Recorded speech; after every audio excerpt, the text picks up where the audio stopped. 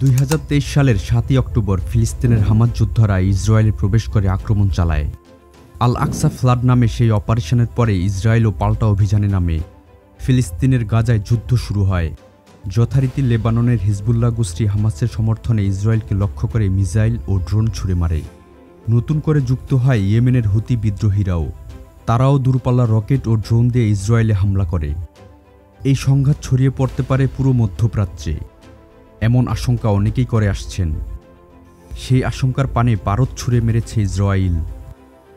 চলতি বছর 2024 সালে 1 এপ্রিল ইসরায়েল কর্তৃক সিরিয়ায় অবস্থিত ইরানি দূতাবাসে হামলার পরে পরিস্থিতি পুরোটাই বদলে যায়। একজন উচ্চপদস্থ কর্মকর্তা সহ 7 জন ইরানি নিহত হয়েছে। ইসলামী বিপ্লবী গার্ড সদস্যের নিহতের জেরে ইরান জানিয়েছে বিশ্বে আর কোনো দেশে ইসরায়েলের দূতাবাস নিরাপদে থাকবে না। বিদেশ অবস্থিত কোনো দেশে দূতাবাসে হামলার অর্থ সেই দেশের ভূখণ্ডে সরাসরি হামলা করা শামিল। তাই ইরান ইসরায়েলে হামলা করার প্রতিশ্রুতি দেয়। ঘটনার 13 দিন পরে 14 এপ্রিল ইতিহাসে প্রথমবারের মতো ইরান তার নিজ ভূমি ব্যবহার করে ইসরায়েলকে লক্ষ্য করে হামলা করে 3 শতাধিক মিসাইল ও ড্রোন ছুড়ে মারে। এক্ষেত্রে ইরান তার নিজ ভূমি ছাড়াও ইরাক ও লেবাননের ভূমি ব্যবহার করে। হামলায় ব্যবহৃত অস্ত্রের মধ্যে ছিল দূরপাল্লার ব্যালিস্টিক ও ক্রুজ মিসাইল, এছাড়া ছিল শক্তিশালী ড্রোন। ইসরায়েলের দাবি বেশিরভাগ মিসাইল আকাশ প্রতিরক্ষা ব্যবস্থার মাধ্যমে শনাক্ত করে ধ্বংস করা হয়। কিছু মিসাইল ভূমিতে আঘাত হানে ও একটি মিলিটারি বেস ক্ষতিগ্রস্ত হয়। অপরদিকে প্রথম থেকেই যুক্তরাষ্ট্র বলে আসছে যেভাবেই হোক ইসরায়েলকে রক্ষা করা হবে। ইসরায়েলি প্রধানমন্ত্রী নেতানিয়াহু প্রতিশোধ নেওয়ার অঙ্গীকার করে বসেন। আগুনে ঘি ঢাললে পরিস্থিতি অত্যন্ত ভয়ঙ্কর হওয়ার সম্ভাবনা রয়েছে। ইরান কর্তৃক ইসরায়েলে হামলার 5 দিন পরে ইরানকে লক্ষ্য করে ইসরায়েলও পাল্টা হামলা করেছে। মূলত ইসরায়েল স্বল্প পরিসরে ইরানের কৌশলগত শহর ইস্পাহানে ড্রোন হামলা করেছে। এতে ওই শহরে তেমন কোনো ক্ষয়ক্ষতি বা হতাহত হয়নি বলে ইরানের দাবি। এদিকে মধ্যপ্রাচ্য জুড়ে কয়েক ডজন সামরিক ঘাঁটি রয়েছে যুক্তরাষ্ট্রের। এই সকল ঘাঁটিগুলোর মধ্যে ইসরায়েল নামক রাষ্ট্রটি যুক্তরাষ্ট্রের সবচেয়ে বড় এবং শক্তিশালী ঘাঁটি। বাকি ঘাঁটিগুলো ইরানকে ঘিরে বিভিন্ন দেশে ছড়িয়ে ছিটিয়ে রয়েছে। তবে সৌদি আরব সহ অন্যান্য আরব দেশ জানিয়ে দিয়েছে তাদের দেশে অবস্থিত মার্কিন ঘাঁটিগুলো থেকে ইরানে হামলা করার অনুমতি দেওয়া হবে না। অর্থাৎ এই ঘাঁটি ব্যবহার করে ইরানে হামলা বা প্রক্সি যুদ্ধে অংশগ্রহণ করতে পারবে না যুক্তরাষ্ট্র। সব ঐতিহাসিক ঘটনায় গাদ্দার চরিত্রটি ঘটনার ক্লাইম্যাক্স বৃদ্ধি করে। মধ্যপ্রাচ্য জুড়ে গাদ্দারে ছড়াছড়ি।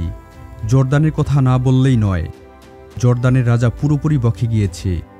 পশ্চিমা জোট ও ইসরায়েলের সাথে মিশে তাদের প্রেসক্রিপশন অনুকরণ করছে। এই জর্ডান কিছুদিন আগে যুক্তরাষ্ট্র ও ব্রিটেনের সাথে জোট বেঁধে ইয়েমেনে হুতিদের ওপর হামলা করেছিল। ইরান কিন্তু জর্ডানে হামলা করার হুমকি দিয়ে রেখেছে। জর্ডান ছাড়াও মিশর, আরব আমিরাত ও সৌদি আরবও ইসরায়েলের প্রতি দুর্বলতা দেখাচ্ছে। মূল ঘটনায় ফেরা যাক। পশ্চিমারা ইসরায়েলকে সমর্থন করলেও ইরানে পাল্টা হামলা করার পক্ষে কেউ সায় দিচ্ছে না। পর্দার সামনে কথা জানালেও আসলে পর্দার আড়ালে চলবে ঠিক ভিন্ন ঘটনা। নানাবিধ চক্রান্ত ও ষড়যন্ত্র নিয়ে পরবর্তী পরিকল্পনা সাজাবে। যে কোনো মূল্যে গ্রেট ইসরায়েল প্রতিষ্ঠা করা, এই পরিকল্পনায় বড় বাধা ইরান। তাই ইরানকে শায়েস্তা করা হবে, সেটা আজ কিংবা কাল। এই পরিস্থিতিতে ইরান গত কয়েক যুগ ধরে নিজের ঘর গুছিয়েছে। অস্ত্রশস্ত্রে সুসজ্জিত হওয়ার পাশাপাশি পুরো মধ্যপ্রাচ্যে শক্তিশালী ঘাঁটি স্থাপন করেছে ইরান।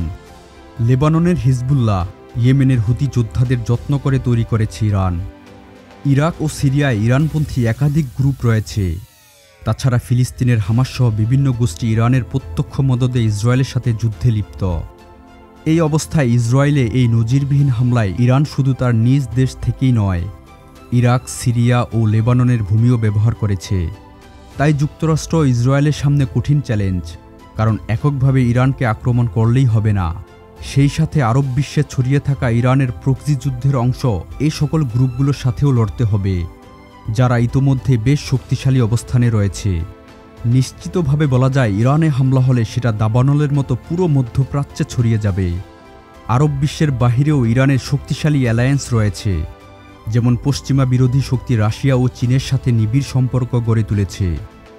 এই পরাশক্তিগুলো ইরানের পরীক্ষিত বন্ধু। ইরানের দুর্দিনে তারা ইরানের পাশে থাকার সম্ভাবনা প্রবল। তাছাড়া রাশিয়া ও চীন কখনোই চাইবে না যে ইরানকে খতম করে মধ্যপ্রাচ্যের নিয়ন্ত্রণ পুরোপুরি যুক্তরাষ্ট্রের হাতে চলে যাক। পরিস্থিতি এমনই দাঁড়িয়েছে, ইরানকে আক্রমণের অর্থ তৃতীয় বিশ্বযুদ্ধের আশঙ্কা তৈরি করা। ইরান ইসরায়েলের এই সরাসরি দ্বন্দ্বে ফিলিস্তিনের ওপর থেকে নজর সরে যাবে। ধারাবাহিক ফিলিস্তিনি হত্যার ইস্যুটি ধামাচাপা পড়ে যাবে। কট্টর নেতানিয়াহু কোনো সুযোগ হাতছাড়া করবে না। হামাস নির্মূলের নামে গাজা ও রাফায় গণহত্যা চালাবে। ইসরায়েল রাষ্ট্রটি সূচনালগ্ন থেকেই তার শত্রু দ্বারা বেষ্টিত। দিনকে দিন উত্তেজনা বেড়েই চলেছে। ইসরায়েলি সৈন্যরা একই সাথে বিভিন্ন ফ্রন্টে যুদ্ধ চালিয়ে যাচ্ছে। যুদ্ধ করতে থাকা ইসরায়েলি সেনারা দক্ষ ও অভিজ্ঞ হয়ে উঠছে এবং নিজেদেরকে বিশ্বের শ্রেষ্ঠ বাহিনী বলে দাবি করছে। দীর্ঘ ৭৫ বছর ধরে নিরীহ ফিলিস্তিনি ও অবুঝ শিশুদের হত্যা করে বিশ্বের শ্রেষ্ঠ নৃশংস বাহিনীতে পরিণত হয়েছে ইসরায়েলিরা।